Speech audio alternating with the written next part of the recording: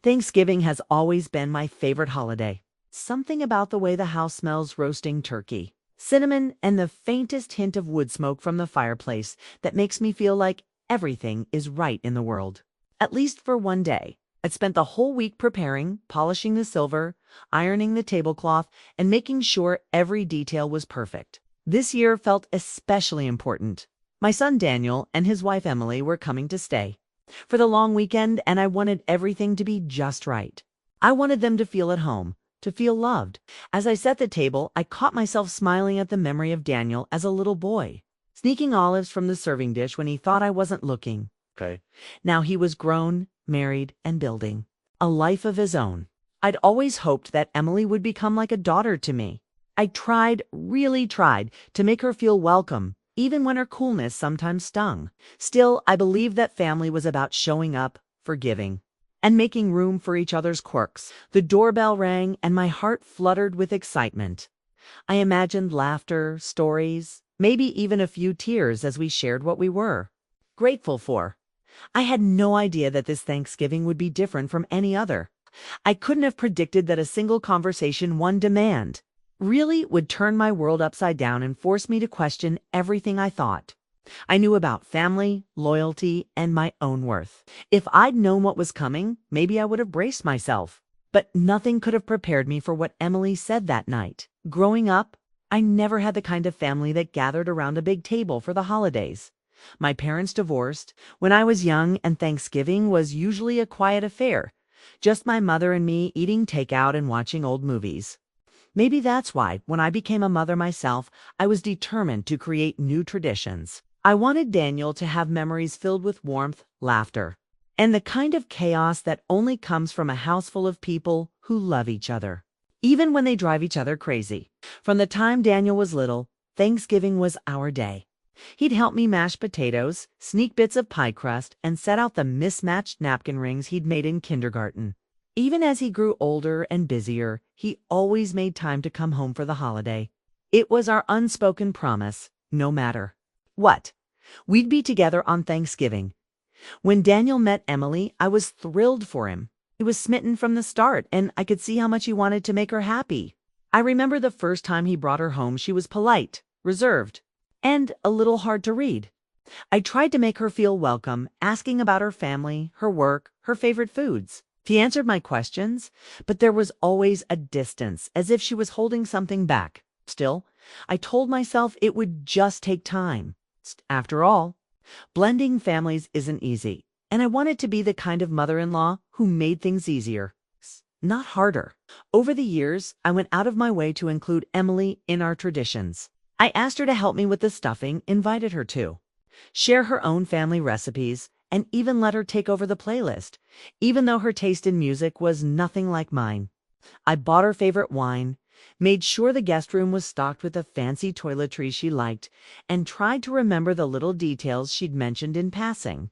I wanted her to feel like she belonged, not just as Daniel's wife, but as part of our family. But as time went on, I started to notice small things that made me uneasy.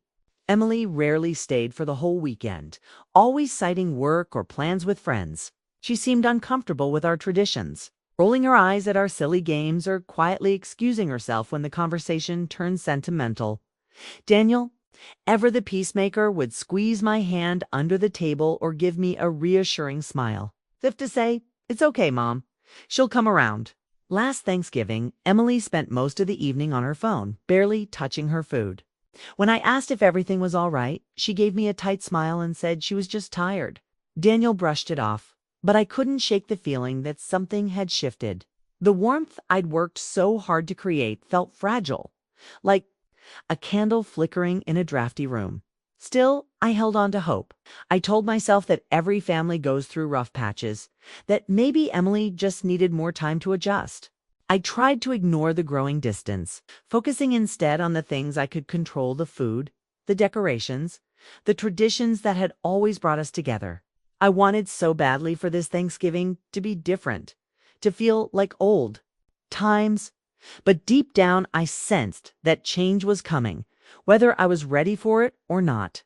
And as I would soon learn, Sometimes the people you open your heart to are the ones who hurt you the most. From the moment Daniel and Emily stepped through the door, I could sense that something was off. Daniel hugged me tightly, his familiar warmth grounding me for a moment, but Emily's embrace was brief, almost perfunctory. She glanced around the foyer, her eyes lingering on the stack of shoes by the door and the slightly crooked painting I'd been meaning to fix. I tried not to take it personally, but the old anxiety crept in, whispering that nothing I did would ever be quite good enough. "Hi, Emily. I'm so glad you're here," I said, forcing cheer into my voice. "I put your favorite Pinot Grigio in the fridge." She managed a polite smile. "Thanks. That's thoughtful." Her tone was flat, and she didn't meet my eyes. Daniel, sensing the tension, jumped in. "Smells amazing in here, Mom. Is that your famous sweet potato casserole?" I laughed, grateful for the distraction. Of course, I wouldn't dare leave it off the menu. I led them to the kitchen, chattering about the new recipe I'd tried for the cranberry sauce, but Emily barely responded. She scrolled through her phone, only half listening, while Daniel tried to fill the silence with small talk. As the afternoon wore on, the little slights began to pile up. When I asked Emily if she'd like to help set the table, she hesitated. "Actually, I have a work call in a few minutes. Maybe later." She disappeared into the guest room, leaving Daniel and me to finish the preparations. I tried to shrug it off, everyone's busy these days, told myself, but the sting lingered. Later, as we gathered in the living room, I offered Emily a slice of pumpkin bread. She shook her head. "I'm gluten-free now," she said, her voice clipped. "Didn't Daniel tell you?" I glanced at my son, who looked sheepish. "Sorry, Mom. It's a new thing." I forced a smile, but inside I felt foolish for not knowing, for not being able to keep up with the ever-changing rules. The conversation turned to holiday plans. I mentioned how much I was looking forward to our annual board game night. Emily's lips tightened. "Actually, Daniel and I were thinking of heading out early on Friday. We have a lot to do at home." The words hung in the air, heavy and final. I tried to hide my disappointment, but I could feel the old ache in my chest, the one that comes from wanting to belong, to be chosen, and realizing you're not. Throughout the evening, Emily's assertiveness became more pronounced. She questioned the seating arrangement at dinner, suggesting that it would be more efficient if we switched places. She commented on the guest room, noting that the mattress was a bit too firm and that the Wi-Fi signal was weak. Each remark was delivered with a veneer of politeness, but the underlying message was clear. Nothing here was quite up to her standards. At one point, I overheard her on the phone speaking in a low voice. "Yes, we're here. No, it's not ideal. I'll tell you later." I pretended not to notice, but the words echoed in my mind. Not ideal? Was that how she saw my home? My family? Daniel tried to smooth things over, making jokes and changing the subject whenever the mood grew tense. But even he seemed on edge, glancing nervously between Emily and me. I caught his eye once, searching for reassurance, but he just looked away. After dinner, as I cleared the dishes, Emily followed me into the kitchen. For a moment, I thought she might offer to help, but instead she leaned against the counter, arms crossed. "I hope you don't mind, but I made a few changes to the guest room. I moved the lamp and put the extra pillows in the closet. It just felt a little cluttered." I nodded, swallowing my pride. "Course, whatever makes you comfortable." She gave me a tight smile. "Thanks. I like things a certain way." As I loaded the dishwasher, I couldn't shake the feeling that I was being slowly pushed out of my own home, my own traditions. The warmth I'd tried so hard to create was slipping through my fingers, replaced by a cold, creeping sense of unease. Told myself it was just one awkward evening, that things would get better. But deep down, I knew something was building, something I couldn't quite name, but would soon be impossible to ignore. Thanksgiving dinner had always been the highlight of the holiday, the moment when all the work and worry faded into laughter, stories, and the clatter of silverware against china. This year, I'd tried to recreate that magic, even as the undercurrent of tension threatened to pull me under. The table was set with my mother's old linens, candles flickering softly, and the food, despite my nerves, was as good as ever. For a brief moment, as everyone took their seats, I let myself believe that maybe, just maybe, we could salvage the evening. We passed dishes around, Daniel carving the turkey with practiced hands while Emily poured herself a generous glass of wine. Conversation was stilted at first, but eventually, Daniel started reminiscing about childhood Thanksgivings, and I felt a flicker of hope. Even Emily seemed to relax, laughing at one of his stories about the year he tried to cook the turkey himself and nearly set the oven on fire. But just as I began to breathe easier, Emily cleared her throat and set her glass down with a deliberate clink. "Actually, there's something I wanted to discuss," she said, her voice cutting through the chatter. The room fell silent. Daniel looked at her, puzzled, but she pressed on. "I know we're all family here, but I think it's only fair to talk about the guest room situation," she began, her tone businesslike. "Daniel and I have been staying here for the holidays, and I've done some research on what it would cost to rent a similar space in this area. Given the amenities and the location, I think $2,300 for the long weekend is reasonable." For a moment, I thought I'd misheard her. The words didn't make sense. Not in this house, not at this table. I looked at Daniel, expecting him to laugh it off, to say it was some kind of joke, but he just stared at his plate. Silent. Emily continued, undeterred. "I know it might seem unusual, but with inflation and everything, it's only fair that we contribute our share. I've already transferred the money to your account, so you don't have to worry about it." The room was frozen. My sister, who joined us for dinner, gaped at Emily, forks suspended in midair. My brother-in-law coughed, trying to break the tension, but no one spoke. I felt my face flush hot, a mix of embarrassment and disbelief. Was this really happening? Was my own son's wife charging me rent for the privilege of hosting them in my home? I tried to find my voice, but it came out thin and shaky. "Emily, I don't expect you to pay rent. This is your home too, your family." She shook her head, her expression unreadable. "It's not about the money, really. It's about fairness. We pay rent everywhere else we stay, and it just makes sense to keep things equal." Daniel finally looked up, his eyes pleading. "Mom, let's just talk about this later, okay?" But the damage was done. The warmth in the room had vanished, replaced by a cold, brittle silence. I felt exposed, as if all my efforts to create a sense of belonging had been dismissed with a single transaction. I glanced around the table, searching for support, but everyone seemed just as stunned as I was. Inside, something broke. I'd spent years trying to make Emily feel welcome, bending over backward to accommodate her needs, her preferences, her boundaries. But in that moment, I realized that my own boundaries had been trampled, my generosity taken for granted. I wanted to scream, to cry, to demand an explanation, but all I could do was sit there, numb, as the holiday I'd worked so hard to create unraveled before my eyes. As dessert was served in awkward silence, I knew nothing would ever be the same. I didn't know what I would do next, but I could feel a resolve hardening inside me. Something had to change. And as I looked at Emily, calmly sipping her wine, I realized that the real cost of this Thanksgiving would be far greater than $2,300. The silence after Emily's announcement was so thick, I could hear the clock ticking in the hallway. For a moment, no one moved. My sister, always the peacemaker, tried to force a smile and asked if anyone wanted more gravy, but her voice trembled.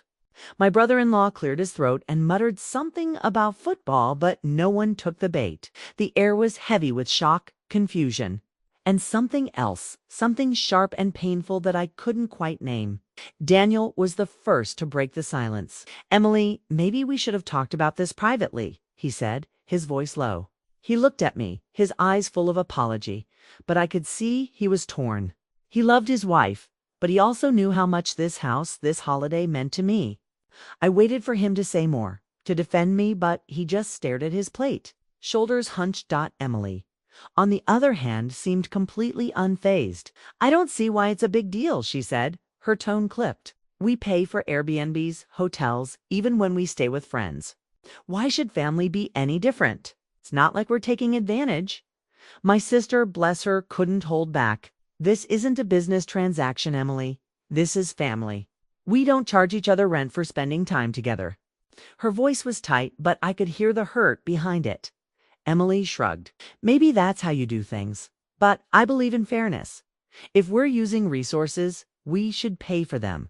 It's just common sense." The table erupted into a flurry of voices. My niece, who'd been quiet all evening, spoke up. Auntie's always opened her home to everyone. She never asks for anything in return. My brother-in-law nodded in agreement while my sister shot Daniel a look that said, "Do something." Daniel finally spoke, his voice barely above a whisper. "Mom, I'm sorry. I didn't know Emily was going to bring this up tonight. I just wanted us all to have a nice holiday." I wanted to reach across the table and hug him, to tell him it wasn't his fault, but I couldn't move. I felt paralyzed, caught between anger and heartbreak. I looked at Emily, searching for any sign of regret, but she just sipped her wine, her face unreadable. The conversation splintered into hushed arguments and awkward silences. My sister tried to comfort me, whispering that I'd done nothing wrong while my niece glared at Emily from across the table. My brother-in-law suggested we all take a walk to clear the air, but no one budged. Inside, I was unraveling. I replayed the scene over and over in my mind, wondering if I'd missed some warning sign, some clue that things had gotten this bad. Had I been too eager, too accommodating? Had I made Emily feel unwelcome without realizing it? Or was this just who she was, someone who saw relationships as transactions, not connections? The rest of the evening passed in a blur. Dessert was barely touched. The board games stayed in their boxes. Daniel and Emily retreated to the guest room early, leaving the rest of us to pick up the pieces. My sister helped me clear the table, her hands gentle on my shoulder. "You don't deserve this," she whispered. "You've always put everyone else first." I nodded, but the words felt hollow. I'd spent years trying to build a family, to create a home where everyone felt safe and loved. Now I felt like a stranger in my own house, my traditions reduced to a line item on a spreadsheet. As I lay in bed that night, staring at the ceiling, I realized something had shifted. The lines had been drawn, and I was no longer sure where I stood. Some would say Emily was just practical, that she was setting boundaries. Others would say she was cold, transactional, even cruel. But all I knew was that I couldn't go back to the way things were. Something inside me had changed, and I wasn't sure what would happen next. But I knew I couldn't stay silent any longer. I barely slept that night. Every time I closed my eyes, I saw Emily's face, calm, unbothered, as if she'd simply asked for a glass of water instead of turning my home into a rental property. I replayed the conversation again and again, searching for a way I could have responded differently, more forcefully, or at least with more dignity. But the truth was, I'd been blindsided. I'd let myself be blindsided, and that realization stung more than anything Emily had said. By morning, the house was quiet. Daniel and Emily were still in the guest room, and the rest of the family had left early, their goodbyes awkward and hurried. I wandered through the kitchen, picking up stray napkins and half-empty glasses, feeling like a ghost in my own home. The warmth, the laughter, the sense of belonging I'd worked so hard to create, it all felt like it had evaporated overnight. As I stood by the window, watching the gray November sky, something inside me hardened. I thought about all the years I'd spent putting everyone else's needs before my own, smoothing over conflicts, swallowing my pride for the sake of peace. I thought about the sacrifices I'd made to keep this house, to make it a haven for my family. And I realized I was done being taken for granted. That's when I made my decision. If Emily wanted to treat my home like a business transaction, then I would respond in kind. I went to my desk, pulled out the folder with the house deed, and stared at my name on the title. This house was mine, bought and paid for with years of hard work and sacrifice. No one could take that from me, not even my own family. When Daniel and Emily finally emerged, I was waiting for them in the living room. My heart pounded, but my voice was steady. "I want to talk," I said, gesturing for them to sit. Emily looked wary, but Daniel nodded. "Mom, about last night," I held up a hand. "I've thought a lot about what happened. If you want to treat this like a business arrangement, then let's be clear about the terms. This is my home. I decide who stays here and under what conditions. If you're not comfortable with that, you're free to make other arrangements in the future." Emily's eyes narrowed, but I didn't flinch. "And just so we're all clear, I've updated the title to ensure that this house remains in my name and mine alone. There will be no confusion about ownership or entitlement. If you want to pay rent, that's your choice, but it doesn't buy you a say in how things are run here." Daniel looked stunned, but I saw something else in his eyes. Relief, maybe, or respect. Emily, on the other hand, looked like she'd bitten into something sour. She opened her mouth to argue, but I stood my ground. "I love you both," I said, my voice softer now. "But I won't let anyone make me feel like a guest in my own home. Not anymore." The conversation ended there, but the message was clear. I had drawn a line, set a boundary, and reclaimed my place not just in my house, but in my own life. I didn't know what the future would hold or how this would change our family. But for the first time in a long time, I felt a sense of peace. I had finally chosen myself. And that choice would change everything in the days that followed. The house felt strangely quiet, as if it too was adjusting to the new boundaries I'd set. Daniel and Emily left that afternoon, their departure marked by a stiff hug from my son and a curt nod from Emily. There were no promises to visit soon. No lingering goodbyes at the door. I watched their car pull away, a mix of relief and sadness settling in my chest. I knew things would never be quite the same, but I also knew I'd done what I needed to do. At first, I worried I'd gone too far. I replayed the conversation in my mind, second-guessing every word, every decision. But as the days passed, something unexpected happened. My phone began to ring not with awkward apologies, but with messages of support. My sister called to say how proud she was of me for standing up for myself. My niece sent a long text telling me how much she admired my strength and how she hoped to be as brave one day. Even my brother-in-law, who usually avoided drama at all costs, left a voicemail. "You did the right thing. Don't let anyone make you feel small in your own home." The support from my family gave me a sense of validation I hadn't realized I needed. For so long, I'd been the one to smooth things over, to keep the peace at any cost. Now, I was learning that sometimes peace comes from drawing a line and refusing to let it be crossed. I felt lighter, more in control not just of my home, but of my own happiness. Daniel called a few days later. His voice was hesitant, but there was a softness I hadn't heard in a long time. "Mom, I'm sorry about everything. Should have said something sooner. I didn't want to upset anyone." I told him I understood, that I loved him, and that my door would always be open to him. But I also made it clear that my boundaries were not up for negotiation. He was quiet for a moment, then said, "I get it. I really do. I think this is good for all of us." Emily didn't reach out, and I didn't expect her to. I realized that some relationships can't be forced, no matter how hard you try. There was a bitter sweetness in that acceptance, letting go of the family I'd imagined, and an embrace of the one I actually had. I missed the idea of closeness, but I didn't miss the constant feeling of walking on eggshells in my own home. As the weeks went by, I found myself rediscovering old joys. I invited friends over for coffee, started a new book club, and even took a weekend trip with my sister. The house felt warm again, not because of who was in it, but because I was finally at peace with myself.